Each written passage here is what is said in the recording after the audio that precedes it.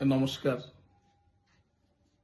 দেশ এবং বিদেশের সমস্ত পাঠকুল মানুষের প্রতি আনত শ্রদ্ধা জানিয়ে আজ আমি আমার এই বই সম্পর্কে দু একটি কথা বলছি। পাঠককে পত্র হারানো মানিক নামে একটি দীর্ঘ উপন্যাস প্রকাশিত হয়েছে, প্রকাশ করেছেন বঙ্গীয় সাহিত্য সংসদ। আপনাদেরকে শ্রদ্ধা করে আপনাদেরকে বলছি এই কারণেই যে যা কিছু সৃষ্টি, যা কিছু অনুভব সব এই সমাজ থেকেই নেওয়া, আবার এই সমাজের মধ্যেই লীন করে দেওয়া। কারণ এই সমাজের কলুষিত এবং কলুষ মুক্ত করার দায় আমাদের নিতে হয়, আমরাই কলুষিত করি। আসলে এই হারানো মানিক এই উপন্যাসটির মধ্যে আমাদের দীর্ঘ জীবনের পথ চলতে চলতে কুড়িয়ে পড়া যে মূল্যবান মানিক, সেটা আবার আমরাই হারিয়ে ফেলি। সাম্প্রদায়িক দাঙ্গা, উস্কানি, একটা ধ্বংস, একটা যুদ্ধ যে কোনো দিনই মানুষের জীবনে শান্তি বয়ে আনতে পারেনি, তার সুলিখিত সুস্পষ্ট যুক্তিগ্রাহ্য দলিল এই বইটি। এই গ্রন্থটি আসলে একটি মানুষের জীবনের, গোটা জীবনের কাহিনী, আর বিন্দুতে সিন্ধুর মতো ওই মানুষের জীবন যন্ত্রণা আসলে আমাদের সকলেরই।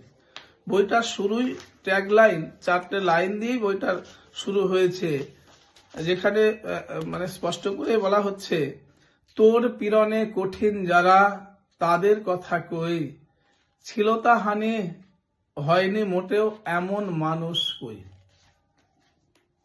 এতদিনের সমাজ ব্যবস্থা ছিল নর নারীকে পীড়ন করত, অথবা নারী তার বিভিন্ন অঙ্গ ভঙ্গিমায় দেহ সৌষ্ঠবে ঋষিদের ধ্যান ভাঙাত। কিন্তু আজকের সমাজ, আমরা মানুষ, নারী পুরুষ নির্বিশেষে, এই সমাজের দ্বারা, রাজনৈতিক কলুষতার দ্বারা, বিভিন্ন অলিগলি পেরিয়ে দুর্নীতি, কূটনীতির ছলাকলার দ্বারা আমরা আমাদের যে ছিল তাহানি হয়নি আমরা কেউ বলতে পারবো না।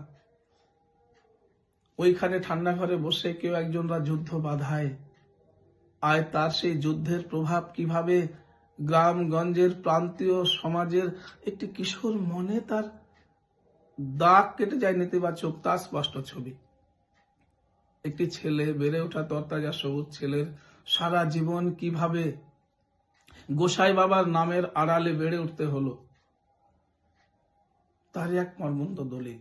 কিভাবে আমরা আমাদেরকে গোপন করতে হয়, বাধ্য হয়ে গোপন করতে হয়, আমি যা নই তাই প্রমাণ করতে হয়, তার একটি দলিল। এর সঙ্গে সে সমাজনীতি, রাজনীতি, নারী পুরুষের সম্পর্কে টানাটানি, কাম ও প্রেমের যন্ত্রণা এসছে।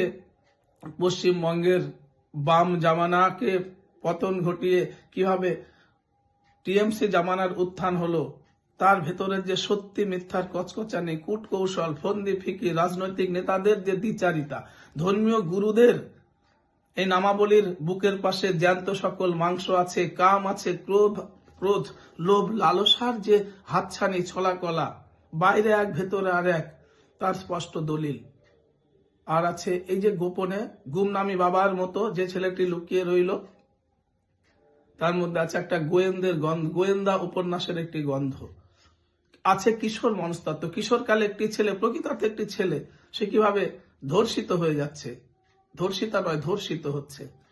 আর আছে মার্ক্সবাদ, গণতন্ত্রের ফেক গণতন্ত্র, ফেক মার্ক্সবাদের তত্ত্বের।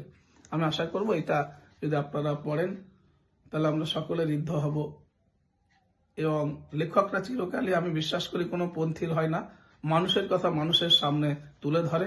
সেরকমই আমি চেষ্টা করেছি। আমার চেষ্টা আমার ভেতর থেকে এটা বেরিয়ে এসছে। যদি এটা আমাদের মনে করেন আমার সাহস, যদি মনে করেন উদ্ধত্ত, তাই আপনাদের কাছেই আমার এই যে এটার প্রিয় পাঠক পাঠিকাদের উদ্দেশ্যে আমার লেখা, আপনাদের করকলমে এটা অর্পণ করলাম। আপনারা এই বিচারকর্তা, কারণ প্রকৃত সৃষ্টির কর্তা আপনারাই, আমার ভেতর থেকে লিখে নিয়েছেন। ভালো থাকবেন, প্রণাম।